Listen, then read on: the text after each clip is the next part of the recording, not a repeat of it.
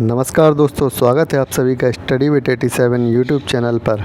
और हम लेखपाल की सीरीज कवर कर रहे हैं। इस लेखपाल की सीरीज का आज एक और महत्वपूर्ण टॉपिक हम लेकर आए हैं। इस टॉपिक का नाम है राजस्व परिषद।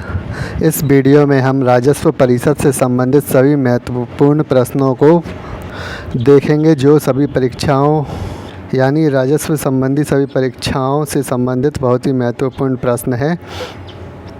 राजस्व परिषद की स्थापना कब हुई, कैसे क्या कब संशोधन हुए, क्या राजस्व परिषद के कार्य हैं, राजस्व परिषद में अधिकारियों की क्या श्रृंखला है, सभी के विषय में हम इस वीडियो में प्रश्नों के माध्यम से जानेंगे।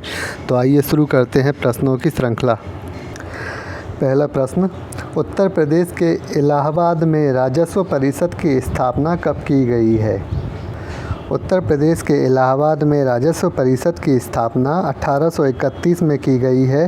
स्वतंत्रता से पूर्व 1831 में अंग्रेज़ों द्वारा भूमि व्यवस्था एवं राजस्व संचयन के लिए राजस्व परिषद की स्थापना इलाहाबाद में की गई थी। भूमि व्यवस्था से संबंधित कार्यों का नियंत्रण, राजस्व करों की वसूली, राजस्व कानूनों का अनुपालन करवाना इस राजस्व परिषद के महत्वपूर्ण कार्य हैं। 1831 में अंग्रेज़ों द्वारा भूमि व्यवस्था एवं राजस्व संचयन के लिए ही राजस्व परिषद की स्थापना की गई थी इलाहाबाद में, जिसे आज हम प्रयागराज के रूप में जानते हैं। सबसे महत्वपूर्ण कार्य राजस्व परिषद के क्या हैं? भूमि व्यवस्था से संबंधित यानी कि कार्यों का नियंत्रण, भूमि संबंधित कार्यों का नियंत्रण एवं राजस्व करों की वसूली, ये महत्वपूर्ण कार्य हैं राजस्व परिषद के। आगे चलकर इसमें काफ़ी संशोधन भी हुए। इसके कार्यों को दो भागों में भी बांटा गया, जिनके बारे में हम अगले प्रश्न में देखेंगे।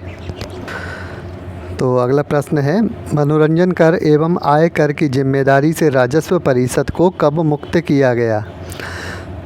हुआ ये कि जब राजस्व परिषद का गठन हुआ था 1831 में, तो उस समय मनोरंजन कर और आय कर की जिम्मेदारी भी राजस्व परिषद पर हुआ करती थी, परंतु आगे चलकर 1922 में इन करों से राजस्व परिषद को मुक्त कर दिया गया। सन 1922 में सरकार द्वारा राजस्व परिषद का पुनर्गठन किया गया। तब आधिकारिक रूप से यह निश्चय किया गया कि आयकर, मनोरंजन कर और अफीम कर का निर्धारण करना एवं वसूली करने का कार्य राजस्व परिषद द्वारा नहीं किया जाएगा। यानी कि यहाँ पर राजस्व परिषद के कार्यों का जो बोझ है वो कुछ कम कर दिया गया। देखते हैं अगला प्रश्न। राजस्व परिषद को भूलेख निदेशक के रूप में मान्यता कब दी गई? तो राजस्व परिषद को भूलेख निदेशक के रूप में मान्यता दी गई थी 1932 में।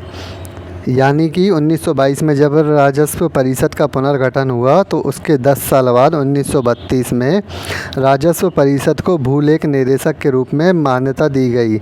और मान्यता मिलने के बाद कमिश्नर, यानी कि जिन्हें हम मंडल आयुक्त के रूप में जानते हैं, तो मंडल आयुक्त और जिला अधिकारी के कार्यों की समीक्षा करना एवं उन पर नियंत्रण करना, और इसके साथ ही तहसीलदार एवं नायब तहसीलदार की नियुक्ति व स्थानांतरण की जिम्मेदारी भी राजस्व परिषद को सौंपी गई। यानी कि आप प्रश्न से समझे होंगे कि दो राजस्व परिषद को जब भूलेख निदेशक के रूप में मान्यता दी गई, तब दो जिम्मेदारी इस पर और दे दी गई। महत्वपूर्ण प्रश्न है परीक्षा के लिए। तो कौन सी दो प्रमुख जिम्मेदारियां थीं? एक तो जो कमिश्नर यानी कि मंडल आयुक्त तो होते हैं उन और जिलाधिकारी, इनके कार्यों की समीक्षा करना और उन पर नियंत्रण करना। इसके अलावा नायब तहसीलदार और तहसीलदार की नियुक्ति व स्थानांतरण, ये दो प्रमुख कार्य और बढ़ जाते हैं। अगला प्रश्न, राजस्व परिषद को प्रशासनिक एवं न्यायिक शाखाओं में कब विभाजित किया गया? तो राजस्व परिषद को 1947-48 यानी कि स्वतंत्रता के पश्चात दो भागों में या दो शाखाओं में विभाजित किया गया, एक प्रशासनिक, दूसरी न्यायिक। इन दोनों शाखाओं के विषय में हम आगे के प्रश्नों में विस्तार से पढ़ेंगे। अभी इस प्रश्न में दिया गया है कि राजस्व परिषद के दो शाखाओं में विभाजित होने के 10 वर्ष बाद, यानी कि 1957 में राजस्व परिषद का पुनः विस्तार किया गया और राजस्व परिषद के अंतर्गत परगना अधिकारी, न्यायिक अधिकारी, रेलवे अधिकारी सहित अन्य अधिकारियों यानी कि मजिस्ट्रेटों की नियुक्ति व स्थानांतरण की जिम्मेदारी भी सौंपी गई। तो तो आप देख रहे हैं राजस्व परिषद के कितने महत्वपूर्ण कार्य हैं, किन किन अधिकारियों का नियंत्रण राजस्व परिषद के अंतर्गत आता है। देखते हैं अगला प्रश्न। भूलेखों का रखरखाव राजस्व परिषद की किस शाखा के अंतर्गत आता है। पिछले प्रश्न में हमने 2 शाखाओं का जिक्र किया था, जिसमें एक प्रशासनिक और न्यायिक शाखा थी। तो भूलेखों का रखरखाव प्रशासनिक शाखा के अंतर्गत आता है। प्रशासनिक कार्य यानी कि प्रशासनिक शाखा के जो कार्य हैं उसके अंतर्गत भूलेखों का संरक्षण एवं रखरखाव, भूमि पैमाइश, मालगुजारी, बंदोबस्ती, देय वसूली और कृषि से संबंधित आंकड़ों का संग्रह भी इसी के अंतर्गत आता है और इसका जो मुख्यालय है वह लखनऊ में स्थित है। यह प्रश्न कई बार परीक्षाओं में पूछा गया है कि प्रशासनिक शाखा का मुख्यालय कहाँ स्थित है। तो याद रखिएगा, प्रशासनिक शाखा का जो मुख्यालय है वह लखनऊ में है और न्यायिक शाखा का मुख्यालय इलाहाबाद यानी प्रयागराज में है। तो इन 2 शाखाओं के जो मुख्यालय हैं इनके विषय में आप ज़रूर याद रखिएगा। बहुत ही महत्वपूर्ण प्रश्न हैं जो कई बार पूछे भी गए हैं और आगे भी पूछे जाने की संभावना है। तो अगला प्रश्न, अपील संबंधी कार्य राजस्व परिषद की किस शाखा में आते हैं। तो अपील संबंधी जितने भी कार्य होते हैं वह न्यायिक शाखा में आते हैं। न्यायिक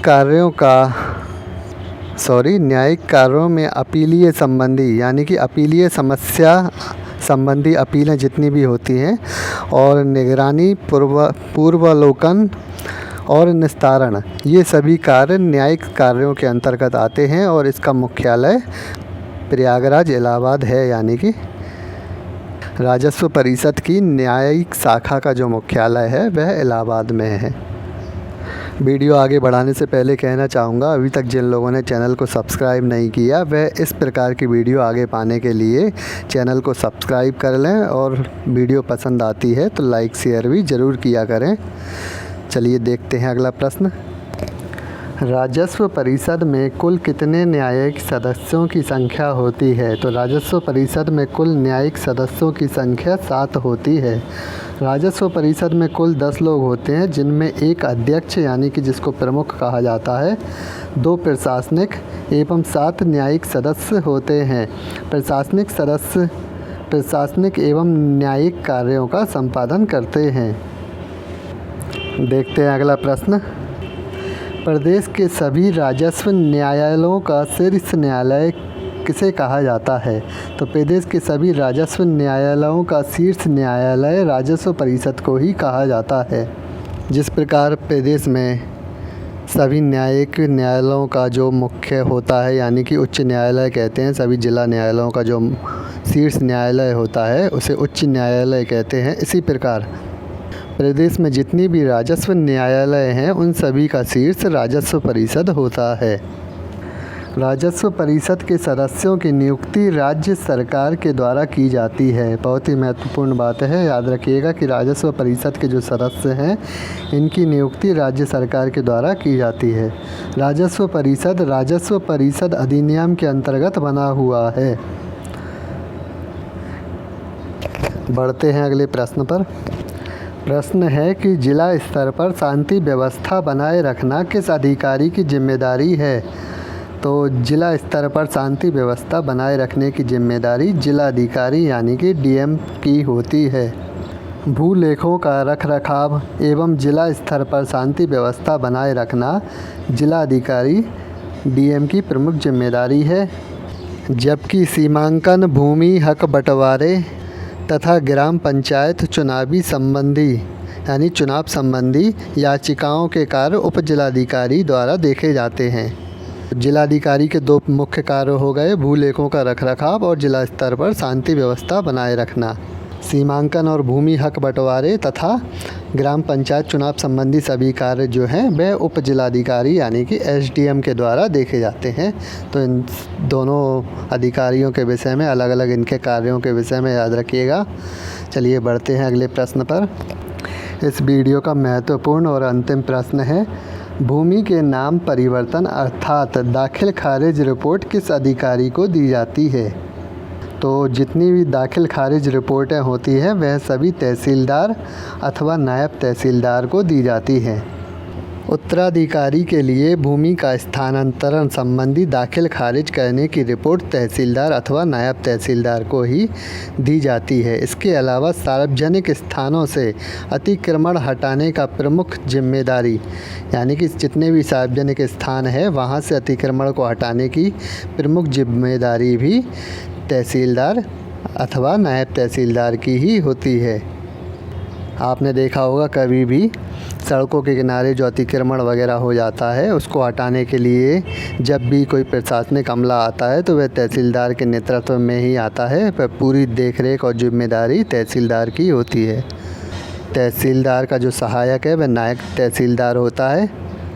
तो ये थे हमारे सभी राजस्व परिषद से संबंधित 10 महत्वपूर्ण प्रश्न जिनके आने की प्रबल संभावना है यूपी लेखपाल 2020 के एग्ज़ाम में।